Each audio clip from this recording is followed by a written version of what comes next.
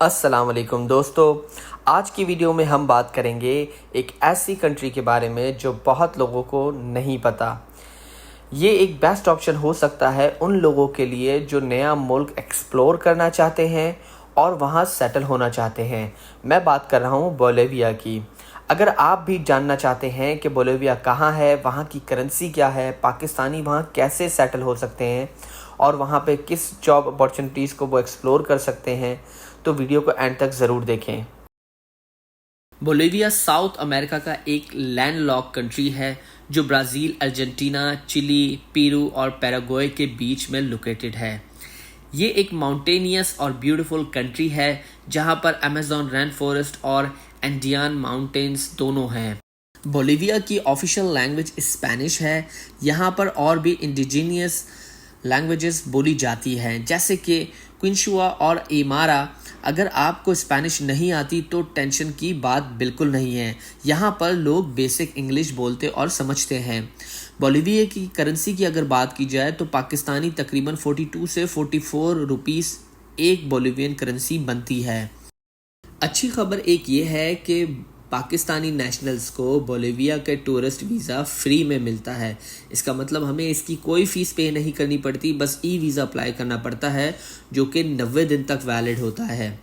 अच्छा दोस्तों, अब इसके डॉक्यूमेंट्स की बात कर लेते हैं, जिसके लिए आपको 6 महीने का पासपोर्ट कम से कम वैलिड होना चाहिए, पासपोर्ट साइज़ फ़ोटो होनी चाहिए, होटल बुकिंग या इन्विटेशन लेटर चाहिए, आपकी एयरलाइन की कंफर्म टिकट्स चाहिए, साथ ही आपका फाइनेंशियल प्रूफ्स होने चाहिए। बैंक स्टेटमेंट में आप जो है कम से कम 6 महीने की बैंक स्टेटमेंट लगाएं, साथ में जॉब एनओसी लेटर लगाएं, एनटीएन टैक्स पेड जो है सर्टिफिकेट लगाएं और इसके साथ साथ येलो वैक्सीनेशन सर्टिफिकेट्स वो उस सूरत में ज़रूरी है कि अगर आप पिछले 6 महीने में किसी अफ्रीकन कंट्री से आते हैं।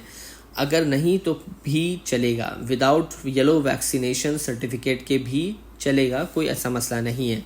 अब मैं आपको बता दूं, इसकी वेबसाइट जो है वो मैं डिस्क्रिप्शन में दे दूंगा। इसकी वेबसाइट में आप अप्लाई कर सकते हैं, ऑनलाइन फॉर्म फिल करेंगे, जो रिक्वायर्ड डॉक्यूमेंट्स है वो आप अपलोड करेंगे।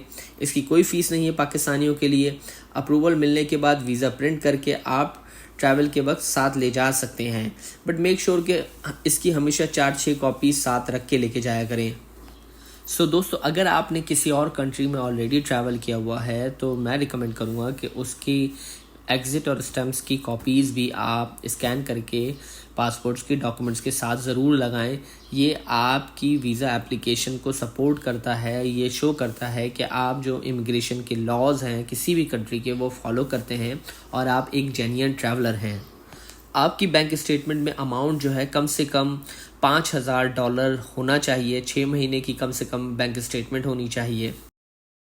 सो गाइज़, अब अगर फ़्लाइट रूट की बात की जाए तो बोलिविया जाने के लिए आप डिफरेंट रूट ले सकते हैं। वो आप पे डिपेंड करता है कि आपके लिए कौन सा रूट बेहतर है, और आपको ये भी बात देखनी होगी कि जिस रूट को आप ले रहे हैं उस रूट के दरमियान आपका जो ट्रांजिट आ रहा है वहाँ पे आपको ट्रांजिट वीज़ा लेना होगा या नहीं। इस चीज़ का आपको ज़रूर ध्यान रखना है।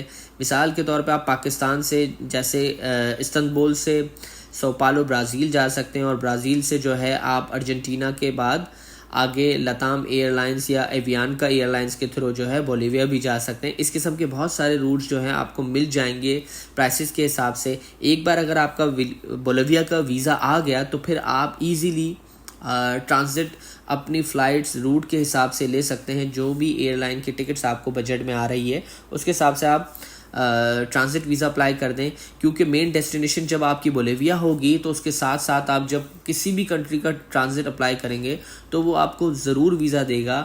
95 से 98% चांसेस है वो आपको वीज़ा दे। उसकी वजह यह है कि आपने जिस डेस्टिनेशन में जाना है उस डेस्टिनेशन का वीज़ा आपको ऑलरेडी मिल चुका है। अगर आप बोलिविया में काम ढूंढने जा रहे हैं, मुलाजमत के लिए जा रहे हैं, तो बोलिविया में कुछ लो प्रोफेशंस जो हैं उनकी डिमांड्स बहुत ज़्यादा होती हैं।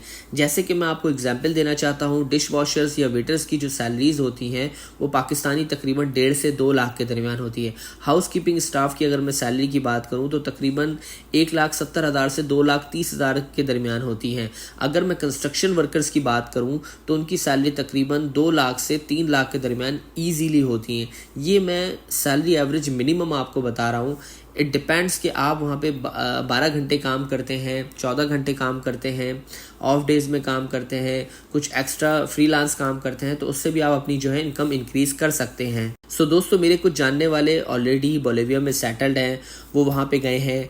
स्पेनिश सीखना वहाँ पे ज़्यादा मुश्किल नहीं है, वहाँ पे सैलरीज जो है अच्छी आपको मिल जाती है, वहाँ के लोग बहुत अच्छे हैं, क्राइम रेट जो है वहाँ का बहुत कम है। और अब मैं आपको बताऊंगा कि पाकिस्तानी वहाँ जाके कैसे सेटल हो सकते हैं। अगर आप वहाँ जाके बोलिविया की सिटीज़न से शादी करते हैं तो आपको शादी करने के 2 साल बाद सिटीज़नशिप मिल सकती है। अगर आपका बेबी बोलिविया में बॉर्न होता है तो उसको ऑटोमेटिकली सिटीज़नशिप मिलती है और पेरेंट्स को भी जल्दी रेजिडेंसी या सिटीज़नशिप लेने के लिए बहुत आसानी हो जाती है, क्योंकि उनको रेजिडेंसी फ़ौरन मिल जाती है। दैट्स बिकॉज उनके बेबी को वहाँ पे ऑटोमेटिकली सिटीज़नशिप मिल जाती है। अब अगर मैं इन्वेस्टमेंट की बात करूँ तो अगर आप वहाँ कोई बिजनेस या इन्वेस्टमेंट करते हैं तो आपको परमानेंट रेजिडेंसी और इवेंचुअली सिटीज़नशिप मिल सकती है। अगर आप बोलिविया में 3 साल तक लीगली रहते हैं तो आप बोलिवियन सिटीज़नशिप अप्लाई कर सकते हैं। उसके लिए ऑटोमेटिकली आप एलिजिबल हो जाते हैं। इसे नेचुरलाइजेशन प्रोसेस कहा जाता है। सो दोस्तों, अब समझ लेते हैं बोलिविया पाकिस्तानियों के लिए क्यों एक अच्छी जगह हो सकती है। क्योंकि यहाँ पे फ्री टूरिस्ट वीज़ा है, अफोर्डेबल लिविंग कॉस्ट है, जॉब्स बहुत अवेलेबल हैं, बिजनेस और इन्वेस्टमेंट की बहुत ज़्यादा अपॉर्चुनिटीज़ हैं, सिटीज़नशिप के मल्टीपल ऑप्शंस हैं। साउथ अमेरिका का सेफ और पीसफुल कंट्री माना जाता है। अगर आप एक नया कंट्री एक्सप्लोर करना चाहते हैं और इजीली सेटल होना चाहते हैं तो बोलिविया एक अच्छी ऑप्शन हो सकती है। अगर आपको ये वीडियो पसंद आई तो लाइक करें, शेयर करें और चैनल को सब्सक्राइब करें। मिलते हैं आपसे अगली वीडियो में। अपना बहुत ख्याल रखिएगा। तब तक के लिए अल्लाह हाफिज़।